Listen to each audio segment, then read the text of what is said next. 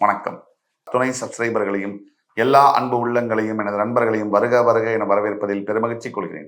வக்ரதுண்ட மகாகாய சூரிய கோடி சமப்பிரப அவிக்னம் குருமே தேவ சர்வகாரியேஷு சர்வதா. தென்னாட்டுடைய சிவனே போற்றி, என் நாட்டவர்க்கும் இறைவா போற்றி. நண்பர்களே, புத்தம் புதிய வீடியோவில் உங்கள் அத்துணை பேரையும் சந்திப்பதில் மிக்க மகிழ்ச்சி கொள்கிறேன்.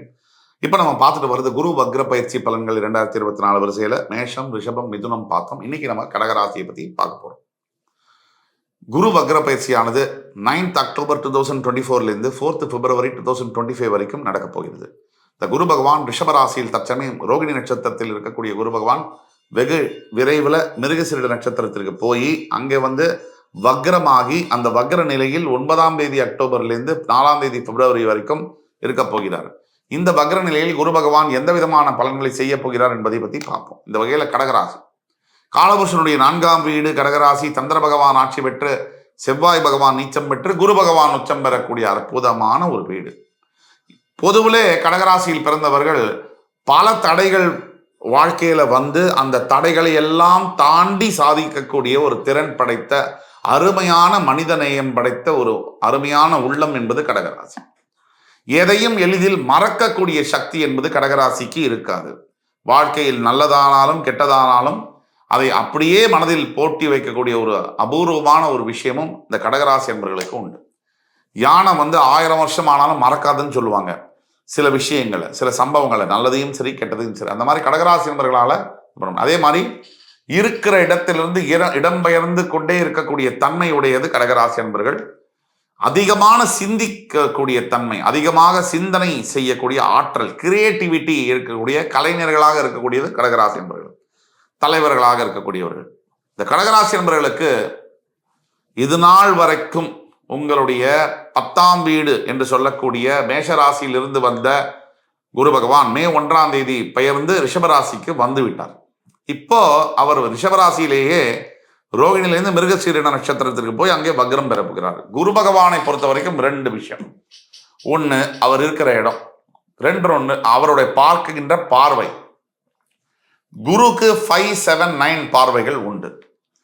உங்களுக்கு 11ஆம் இடத்துல லாபஸ்தானத்துல இருக்கக்கூடிய குரு பகவான். இப்போ குரு பகவான் இருக்கக்கூடியது ரிஷபம். அவர் ரிஷபத்துல லாபஸ்தானத்துல குரு இருக்கிறது என்னமோ நல்லதுன்னா கூட, ஆனா ரிஷபம்ங்கிறதுனால உங்களுடைய வருமானத்துல மே 1ஆம் தேதிக்கு பிறகு ஏற்ற இறக்கங்களை கொண்டு வந்திருப்பார் குரு பகவான். இது ரொம்ப முக்கியம். மூத்த சகோதரர்களை கூட குறிக்கக்கூடிய 11ஆம் ஸ்தலத்துல மூத்த சகோதரர் அண்ணா அக்கா மூலியமாக தொந்தரவுகளை இல்லை அந்த உறவுகளில் சற்று தேய்மானத்தை கொடுத்திருக்கக்கூடிய வாய்ப்பு என்பது அதிகமாக கடகராசி என்பவர்களுக்கு மே 1ற்கு பிறகு உண்டு. தவிர குரு பகவான் வேலை செய்யக்கூடிய இடத்துல கடகராசி என்பவர்களுக்கு கடந்த ஒரு 2-3 மாசமாக தொல்லைகள் வந்திருக்கும். அதுவும் குரு பகவானுடைய இந்த பயிற்சியினால் இப்போ வக்கரகதி அடைய போகிறார். குரு பகவான் முழு சுபர், உங்கள் ராசியில் உச்சம் பெறக்கூடியவர். இதெல்லாம் ஒரு பக்கம் தூக்கி வச்சுட்டா கூட, அவர் ஒரு கிரகம் உங்களுக்கு நல்லது செய்யணும்னா அந்த கிரகம் நல்ல நிலைமையில் இருக்க வேண்டும். இது ரொம்ப முக்கியமான ஒரு பாயிண்ட். நாமளே நல்ல நிலைமையில் இருக்கலன்னு சொன்னா நம்ம மற்றவங்களுக்கு எப்படி நல்லது செய்ய முடியும்? அந்த அளவிலே குரு பகவான் தற்சமயம் இருக்கக்கூடிய ரிஷபராசியில் மிருகசீரிட நட்சத்திரத்தில் அவர் வக்ரகதி அடையப் போகிறார். சாதாரணமா குரு பகவான் நேர்கதியில் இருக்கும்போது உங்களுக்கு நல்ல பலனை தரணும். அவர் இருக்கிற ஸ்தானத்தை பொறுத்து அந்த நல்ல பலன்கள் மாறும். இப்ப வக்ர பயிற்சியில என்ன நடக்கும் சொன்னா, சில நல்ல பலன்கள், சில கெடுதலான பலன்கள், தன்னுடைய ஸ்தானத்திற்கான நல்ல பலன்கள், ஸ்தானத்தில் வக்ரம் அடையக்கூடிய அந்த தன்மைக்கான, அதாவது 11ஆம் இடம் என்பது உங்களுக்கு ஏற்ற இடம்தான். அந்த 11ஆம் இடத்துல குரு இருக்கிறது, சஞ்சரிக்கிறது யோகம்தான். ஆனா அந்த 11ஆம் இடம் குரு பகவானுக்கு ஆகாத இடமாக இருக்கு. அதுதான் பிரச்சனை. அந்த வகையில இப்ப வக்ரம் அடையும் போது நல்லதையும், நேர்கதியில் இருந்தால் தரக்கூடிய நல்ல பலன்கள் மாறுதலான பலன்களாக மாறுவும் இந்த வக்ர பயிற்சியில் நடக்கும். இப்போ முதல்ல எது நல்லது நடக்கும் அப்படின்னா, அவருடைய 5ஆம் பார்வையால வக்ர கதியில உங்களுடைய 3ஆம் வீடு என்று சொல்லக்கூடிய கன்னி ராசியை பார்ப்பதினால் சகோதர சகோதரிகள் இடையே பாசம், பந்தம், அன்பு இப்பொழுது அதிகரிக்கும். இதற்கு முன்னாடி சரியில்லாத நட்பினால் நட்பு பாதிக்கப்பட்ட விஷயங்கள்ல நண்பரோட பிரிஞ்சு போன நண்பர்களோட நீங்க பேச தொடங்கலாம். அதே மாதிரி உங்களுடைய கல்வி படிச்சுக்கிட்டு இருக்கீங்க, மாணவ மாணவியர்கள் ஸ்டூடெண்ட்ஸு கடகராசியில் இருக்கீங்கன்னு சொன்னா இந்த காலகட்டங்கள் உங்களுடைய படிப்புல உங்களுக்கு நல்ல விஷயங்கள் மேன்மையை தரக்கூடிய காலமாக இந்த 5 மாசம் இருக்கு. அக்டோபர் 9th இருந்து பிப்ரவரி 4th முக்கியமான டிசிஷன், எஜுகேஷன் ரிலேட்டட் டிசிஷன் எடுக்கணும்னா இந்த பீரியடை நீங்க பயன்படுத்தி எடுக்க முடியும். அதே மாதிரி உங்களுடைய பார்ட்னர்ஷிப் விஷயங்கள், பார்ட்னர்னால தொல்லைகள் இருக்கு, பார்ட்னர்ஷிப் ஃபார்ம்ல பிரச்சனைகள் இருக்குன்னா அது சம்பந்தமான பேச்சுவார்த்தைகளை இந்த நேரத்தில் நீங்கள் தொடங்க முடியும். இதெல்லாம் ஒரு பக்கம். அவருடைய 7ஆம் பார்வையால உங்களுடைய 5ஆம் இடம் என்று சொல்லக்கூடிய பூர்வ ஜென்மஸ்தானத்தை விருச்சிக ராசியை பார்ப்பதனால் இப்பதான் விஷயம். புத்திர பாக்கியம் இல்லாமல் பல வருஷமாக இருக்கக்கூடிய கடகராசி என்பவர்களுக்கு புத்திர பாக்கியம் என்பது கிடைக்க வாய்ப்பு இந்த அக்டோபர் 9th பிப்ரவரி 4th 2025 வரைக்கும் இருக்கு. 9th October 2024 புத்திர பாக்கியத்துக்கு மேல ஒரு பாக்கியம் என்பது இருக்கவே முடியாது. ஸோ அந்த பாக்கியத்தை தரப்போகிறார். பூர்வ ஜென்மஸ்தானம்னா மொத்தமா வாழ்க்கையில நல்லது நமக்கு நடக்கணும்னா 5ஆம் இடம் சுத்தமா இருக்கணும் அப்படிங்கிறது டெக்னிக்கலான உண்மை. அந்த 5ஆம் இடத்தை குரு பார்வை விடுவதனால் அனைத்து யோகங்களும், நல்ல பொருள்கள், செலவுகள், நகை, பணம், இந்த வீடு வாங்கக்கூடிய, வாகனங்கள் வாங்கக்கூடிய, நல்ல ட்ரெஸ் பண்ணிக்கக்கூடிய யோகங்கள், சமுதாயத்துல மதிப்பு, மரியாதை, அந்தஸ்து வரக்கூடிய யோகங்கள், பதவி உயர்வு வரக்கூடிய, ஐடி ஆஃபீஸில் ஒர்க் பண்ணக்கூடிய இருக்கவங்கள அவங்களுக்குலாம் ப்ரமோஷன் இன்சென்டிவ்ஸ் தரக்கூடிய யோகங்கள்லாம் தரக்கூடிய அளவில் இந்த குரு பகவான் வருகிறார். அதே மாதிரி அவருடைய 9ஆம் பார்வையால் உங்களுடைய 7ஆம் வீடு என்று சொல்லக்கூடிய மகர ராசியை பார்ப்பதனால் திருமணம் ஆகாமல் ரொம்ப வருஷமா காத்துக்கிட்டு இருந்தவங்களுக்கு இந்த திருமணம் சம்பந்தப்பட்ட ஒரு டேர்னிங் பாயிண்ட் நடக்கும். எதர் லவ் பண்ணிட்டு இருக்கீங்க, அரேஞ்ச் மேரேஜுக்கு ஒத்துக்கல, இப்போ அரேஞ்ச் மேரேஜுக்கு ஒத்துக்குவாங்க.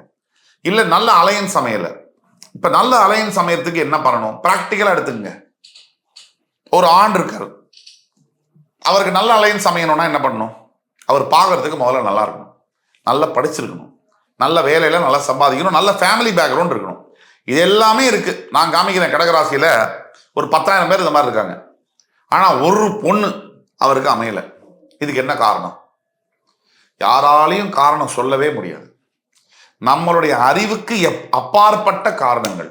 ஏன்னா அவருக்கு குரு பலம் வரவில்லை, கல்யாணத்துக்கு உண்டான நேரம் அமையவில்லை. இதுதான் காரணம். அப்படிப்பட்ட நேரம் தான் இந்த அக்டோபர் 9th பிப்ரவரி 4th கடகராசியில் இருக்கக்கூடிய ஆண்களாக இருந்தாலும், இப்ப பெண்ணாக இருக்காங்க, மிக அழகாக இருக்காங்க, நல்ல படிச்சிருக்காங்க, நல்ல ஒரு வேலையில் இருக்காங்க, நல்ல இன்டெலிஜென்ட் பொண்ணு, நல்ல ஃபேமிலி பேக்ரவுண்டும் இருக்கு. ஏன் இந்த பெண்ணுக்கு சரியான மாப்பிள்ளை அமையவில்லை? இதுக்கு ஒரே காரணம் பிளானட்டுடைய இம்பாக்ட் தான். குரு பலம் வரவில்லை. இந்த குரு பார்வை உங்களுடைய 7ஆம் இடத்தில் வரும் பொழுது 9th October 4th February மாப்பிள்ளை யாருன்னு காமிச்சு கொடுத்துரும். கல்யாணத்தையும் பிக்ஸ் பண்ணியே கொடுத்துருவாரு குரு பகவான். இந்த மாதிரியான அமைப்புகள்லாம் இருக்கு. அடுத்தது பிரச்சனைகளுக்கான தீர்வு என்னன்னு பார்ப்போம். எல்லா ராசிக்கும் சொல்ற மாதிரி முதல்ல நீங்க பண்ணக்கூடியது குரு பகவானுடைய காயத்ரி மந்திரம். அது 21 முறையிலிருந்து 101 முறை வரை டெய்லி சொல்லணும். ஒவ்வொரு வியாழக்கிழமையும் வயதான முதியவர்களுக்கு உணவளிப்பது, உடை அளிப்பது 2வது தீர்வு. 3வது தீர்வு, அனாதைகளாக இருக்கக்கூடிய பெண் குழந்தைகளை தத்தெடுத்து அவர்களுக்கு உண்டான கல்வி செலவு மாசம் 1,500 2,000 உங்களால் எவ்வளவு முடியுமோ. சில கோடீஸ்வரர்கள் கூட நமக்கு தெரியும், சார் நான் இன்னைக்கு 1000 ரூபாய்க்கு தர்மம் பண்ணிட்டேன்னு. அது புண்ணியம் இல்லை, பாவம். உங்களுக்கு முடிந்த அளவிற்கு நீங்கள் செய்ய வேண்டும், அதுதான் உண்மையான புண்ணியம். ஆக தர்மம் தலை காக்கும் என்ற சொல்லிருக்கிறங்க. இப்ப நாம கொடுத்த தீர்வுகள், பரிகாரங்கள்லாம் நீங்க செய்யும் பொழுது உங்களுடைய வாழ்க்கையில் சத்தியமாக வெற்றி வந்தே தீரும் என்று சொல்லி மறுபடி உங்கள் எல்லோரையும் சந்திக்கும் வரை என் அன்பிற்குரிய கடகராசி நேயர்களே, உங்கள் அத்தனை பேரிடமிருந்து விடைபெறுவது உங்கள் சுபாஷ் பாலகிருஷ்ணன். நன்றி, வணக்கம், வாழ்க வளமுடன்.